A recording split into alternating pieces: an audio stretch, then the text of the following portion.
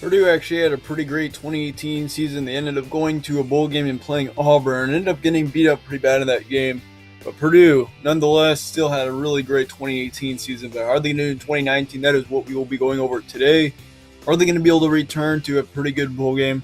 We're going to be going over a few players that Purdue will be losing and who they will be returning. Also, we'll be looking at their schedule for the first time this offseason. They are 6-7. They went 6-7 last year. Ended up going to a bowl game. They had a pretty good 2018 season compared to others. I mean, in the past, Purdue really has struggled. I believe just a couple of seasons ago, they ended up finishing the season with a minimal amount of wins. They lose Blau at quarterback, but they do have Sindelar, and he was expected to start last year before Blau was able to take over. But yeah, Sindelar should start this year. He's a little bit injury prone, but we'll have to see what happens with him. There was just one running back, a tight end, a receiver, but 4 offensive linemen on offense, so they do lose quite a bit of offensive players. So they do lose about 8 starters from last year, I do believe. Should be interesting for this offense next season, but however, on the defensive side, they only lose a quarterback, or a cornerback, that is it. Defense will definitely be improved next season, but the offense will have to deal with a whole bunch of losses. However, I do think Purdue should be pretty great next season still.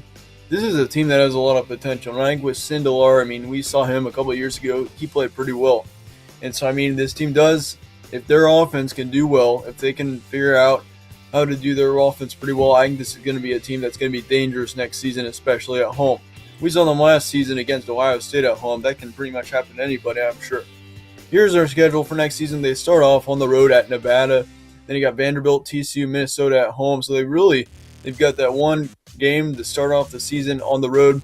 Then they don't have to go on the road all the way until October 5th when they have to go to Pennsylvania. But yeah, here's their schedule. Here's what my thoughts are on it. The first 2 games I think should be wins. Then you got October 12th against Maryland. Then Illinois. Those 2 games at home I think are both going to be almost guaranteed wins.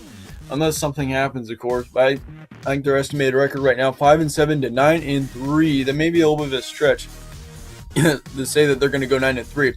But I do believe that is possible with this schedule. It really is not that difficult of a schedule.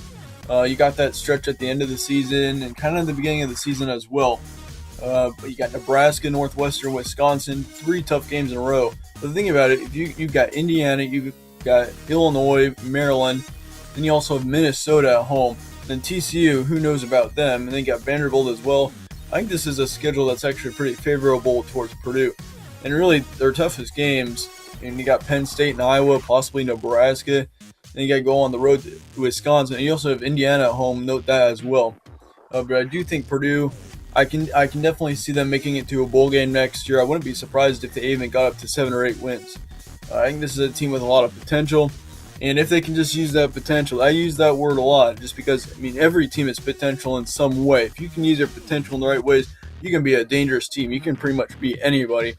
But yeah, that's about it for this schedule preview. Looking at month-wise, I think their toughest month is probably going to be November, as you've got 2 games on the road and 3 of the 4 at least. And then Indiana, you can't sleep on them either. I mean, they're going to be a good team next season as well. I think Indiana will be about on the same level as Purdue. So that should be an interesting game at the end of the season as well. But yeah, November is probably going to be their toughest month. Let me know your guys' thoughts on Purdue next season. Should be a really interesting team. Kind of looking forward to seeing how they do. But anyway, yep, that's it for this video. Thank you guys all for watching once again, and I will see you all later.